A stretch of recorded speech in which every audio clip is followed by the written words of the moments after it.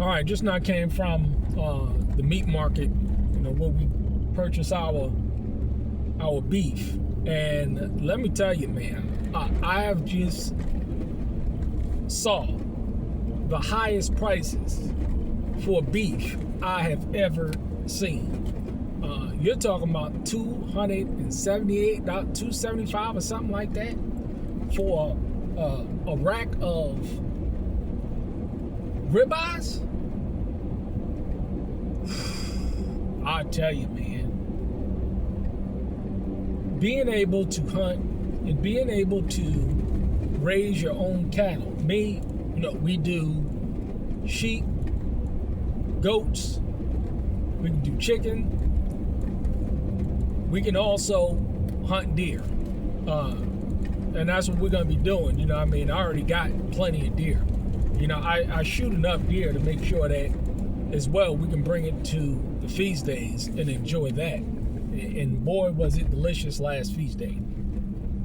But this is why it's so important to make sure that you are raising your own cattle, sheep, goats, chickens, Angus beef. Hey, I have enough room to put at least one on. And more, I'm thinking about doing that. But there's a learning curve to animals as well, because you don't want to go ahead and buy a Angus cow and go ahead and have that thing die because you didn't know what you're doing. This is why it's so important. I tell everybody, when you're starting off with raising cattle, start off small and then work your way up from there, because you can learn as you go. But these prices, man, we're here, and this is where it comes from. What these globalists are talking about, you will own nothing and be happy, and they want you to eat bugs, and I tell you, man, but it's nothing like having some lamb, having some goat, having some chicken, having some fish, having some deer, and being able to just raise it and enjoy it yourself, because then inflation, you're not pretty much worried about it. And let me tell you, man, it seems as though we're going to be going back to the time where we're going to be, because, hey, deer is a staple on the land. We have them steaks, we have them venison steaks, we have that stew, we have it all. And it's a staple now in the house. It's been a staple for years, and so this is why it's so beautiful. It's where we don't have to worry about these rising prices, and we can still eat some rack of lamb or some leg of lamb or some goat or some goat roti or some chicken roti or something like that. This is just the stuff that we eat. The children like it as well. But let me tell you, the people that are going to suffer the most are the people that are dependent on this system. And now we're seeing this dependency coming to pass. It's over. They're kicking everybody off. These Section 8, they're kicking people off.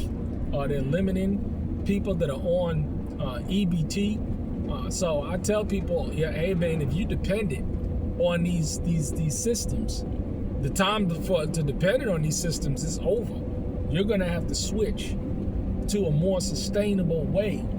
And this is why it's so beautiful to own land in the country, where you can fence off some property and put yourself at least one cow. One cow on land. So where you can raise your own cattle and you're not dependent on this system.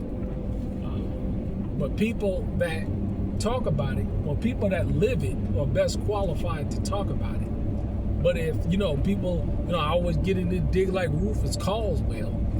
He can't talk about it because he does not live it at all. I'd love to see just one video of him hunting and skinning a buck, or raising some sheep or some goats. He ain't gonna do it because he's lazy. Especially guys like that's dependent on other people to feed him. He said it himself that he get all this beef from somebody else, and we're gonna see how long that lasts. because as this economy continues to collapse, which it is clearly is doing, folks that are dependent on the system or dependent on others like him, they're gonna be finished. Dependent on somebody else's job, dependent on somebody else's water, dependent on somebody else's food, dependent on somebody else's handouts. Those are the people that's gonna be crushed in the time that we're living in. But stay encouraged for those who understood what was going on. Moved and put yourself in a situation as to where you don't have to be affected by all of this inflation, because it's just going to continue to get worse.